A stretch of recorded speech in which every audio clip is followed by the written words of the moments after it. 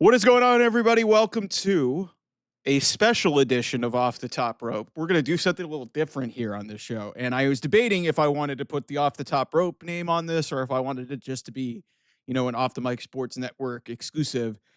We're going to review Happy Gilmore 2. The reason why I put Off the Top Rope on here is because there is a lot of wrestling ties to this movie. Um, Adam Sandler actually has been to a WrestleMania. I remember back at WrestleMania 21, he was in the front row. Ironically, when Hulk Hogan, they showed him in the crowd. I watched the clip of when him and Muhammad Hassan and Hulk Hogan were in the ring, where Hulk Hogan the night after he was inducted into the Hall of Fame. So there's your tie in there. Obviously, Becky Lynch had a prominent role in this movie. MJF had a very prominent role in this movie. Nikki Bella was in this movie.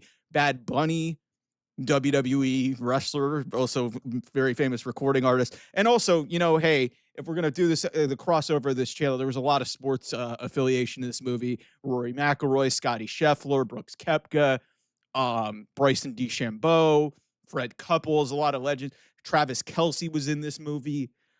This movie had it all. But I have seen opinions of this movie all over the fucking map. And I watched this on Friday night with my sister.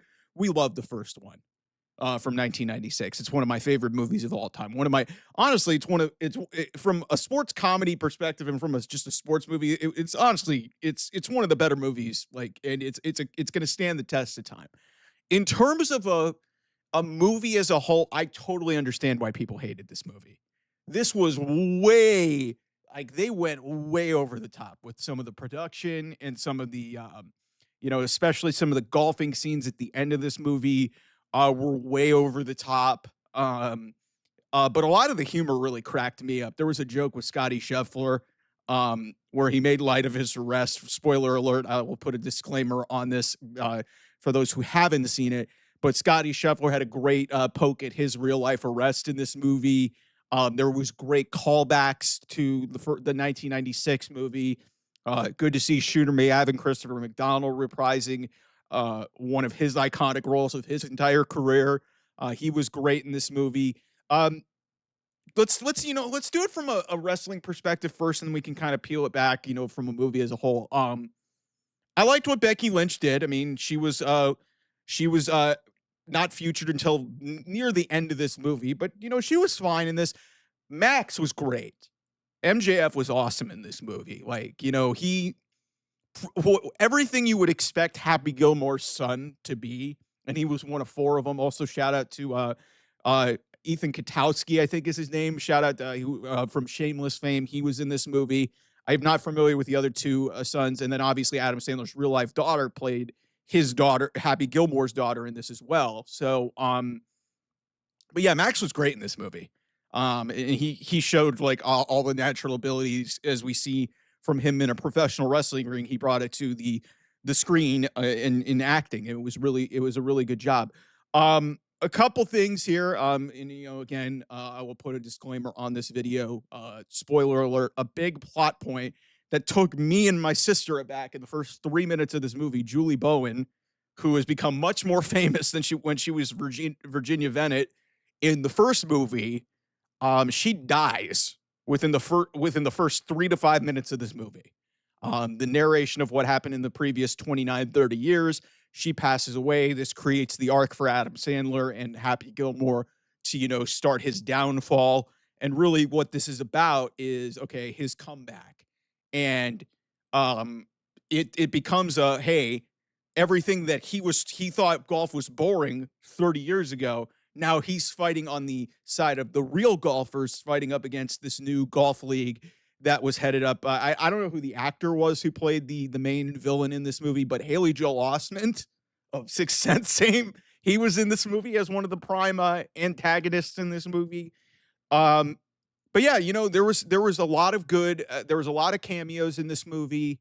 To some people, that's not going to please them. I think it did a really good job of bringing back archive. Because what I did is, I don't know if you guys did this. I watched the first movie before I watched the second movie, and I think what this movie did a really good job of is going back and bringing in archival footage, which was great. Another thing that I really liked for you golf fans out there, even though this is, I'm giving this off the top rope.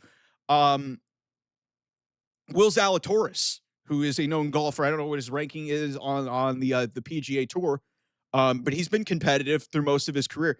He was basically labeled, and I don't know if this was actually true, but you remember the first caddy Happy Gilmore had in the '96 film in the original. Will Zalatoris was ended up being that guy, and so we had a call back to that moment. That was great. Um, yeah, just a lot of the arc and just a lot of the way that they told this story, I think, was really well done. I think the relationship between Happy Gilmore and his kids, despite Happy Gilmore becoming an alcoholic and a drunk, was really something that I enjoyed. It could have been very easy for those kids to just absolutely fucking hate his guts, but they loved him. John Daly, I guess, was like a house guest, which was kind of neat. Ben Stiller comes back in this movie as instead of being the nursing home guy, now he is leading an Alcoholics Anonymous type group. So yeah, in terms of how I felt about it, like I said, I enjoyed this. I laughed a lot. It was very nice. I mean, it was, to me, what it was supposed to be, a nostalgia movie. Like, if you guys were expecting this to be like the greatest comedy of all time, or expecting this to be an Academy Award winner, like, what the fuck are you watching? Like, this is a movie that took nearly 30 years to make. And, yes, Adam Sandler's almost 60 years old, reprising his iconic role, one of the great roles of his entire career. It brings back some of the great characters that we saw. Obviously it sucks. Carl Weathers was not able to make it to this movie. He passed away. And I heard they had to rework the script. So rest in peace to Carl Weathers. Yeah, there was a lot of, complications with this, for those people, like I said, I'll put a disclaimer on this. Like, if I spoiled you, that you watch this at your own will. Julie Bowen, the decision to kill her off early in the movie, I get it. Because you needed to create like some sort of conflict to, set the stage for an hour and a half, 2 hours of this movie. Obviously, the Maxi Golf League, which is what they were fighting against. And listen, as a guy who loves sports and a guy who loves wrestling, this was the perfect avenue weaving those two things together. You had professional wrestlers in this movie. It sucks that Nikki Bella, a lot of her role was cut out of this movie, but Becky Lynch did a good job. MJF, great job in this movie. And, it did what it was supposed to do. It honored the first movie in a way, bringing back archival footage, like, a lot of cameos, a lot of callbacks to that first movie, and then, spinning it forward and making it more modern. So in that respect, and I thought it was really funny. Was it better than the '96 one? No, of course not. Nothing's ever going to top that. But at the same time, I do understand why a lot of people thought that this movie wasn't great, because it was very over the top, very produced, very very in some portions cheesy, and but like I said, when I laughed a lot, and that's how I judge a good comedy. And especially, so I appreciate some good sports humor and stuff. Obviously with the Scotty Scheffler thing that happened in this movie. To me, that's one of the highlights of this movie. And I think a lot of the golfers who were in this movie did a really good job. And it was really kind of neat to see. I mean, for God's sake, Jordan Spieth was in this movie. I haven't seen Jordan Spieth in like 5-10 years. I forgot what he looked like. So, yeah, it was, yeah, all in all, this is, I mean, Lee Trevino was in this movie. He was in the first one.